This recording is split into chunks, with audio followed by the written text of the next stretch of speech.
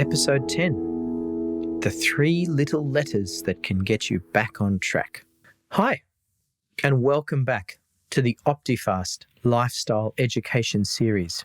This episode is the 10th in a series of topics, each one helping you with a different aspect of health, with an emphasis on weight management.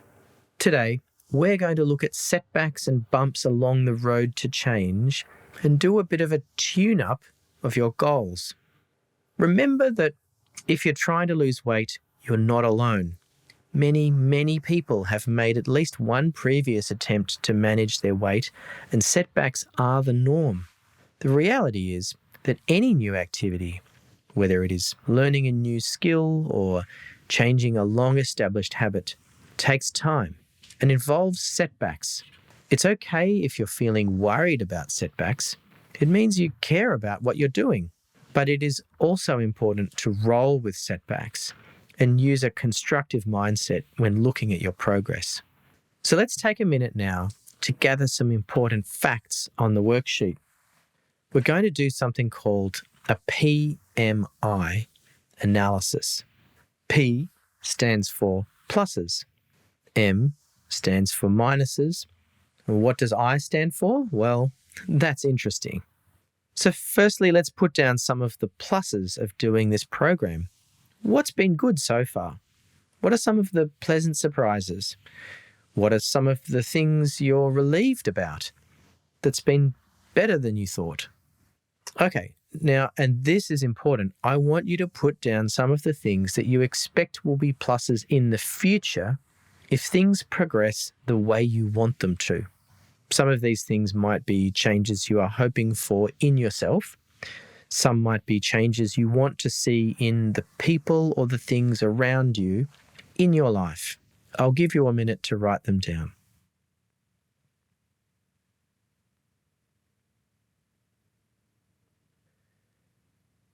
Okay, and now for some balance. What's been hard or unpleasant about this journey so far? Disappointments? Any of those? What about setbacks? Frustrations? These are the minuses, and I would like you to put them on paper, please. Perhaps there is something you knew would be a part of this process, but is still not much fun, all the same. Take a minute to jot them down. And again, I'd like you to think about some of the minuses that might still be ahead of you. Is there anything you're dreading? Maybe there are things coming or possibly in the pipeline that will not be easy, that are changes in people or things around you rather than about you yourself. I'll give you a minute to jot these down. Remember, you can pause me at any stage if you need to. And lastly, let's make some room for the interesting things. What has been the most surprising thing about this process so far? Have you surprised yourself? Has anyone else in your life surprised you? And what else has been interesting for you along the way? Perhaps not a negative or a positive, but still something of interest that you've noticed. I'll give you a minute now to jot it down.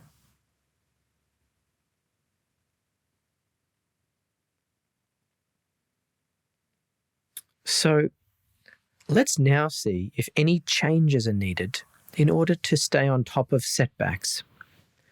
On the worksheet, you'll see a list of strategies that can help with this. You've made a list of some of the positive and negative aspects of this journey so far, and it's worth keeping these in mind when you consider if any of these strategies can help. If you're having trouble sticking with your plans, try diary reminders or adjusting the timing or content of your goals. If you're enjoying an aspect of the process, then consider adding more of this component. If you are having trouble keeping track of your progress or worried about letting things slide, you may find it helpful to put some monitoring in place, such as via a food diary or by recording your activities in a calendar, or setting a regular time to weigh yourself or carrying out some other activity that you know needs to be done regularly.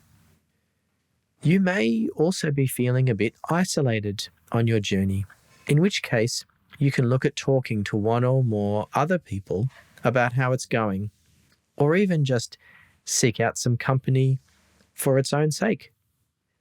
Take a moment to look over the list of tune-up strategies and circle any of the ones you think might be useful for you to incorporate into your plans.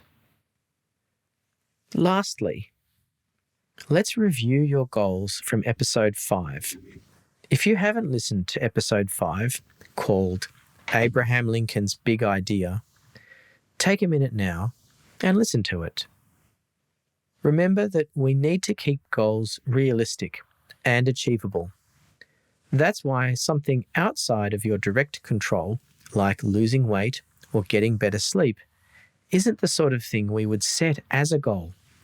A realistic and achievable goal is something that is in your direct control, like sticking to a rule around eating or regular exercise of some sort.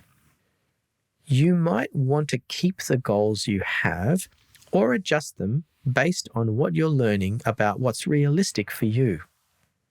You might want to switch a goal that isn't working for you with one of the strategies listed on the worksheet.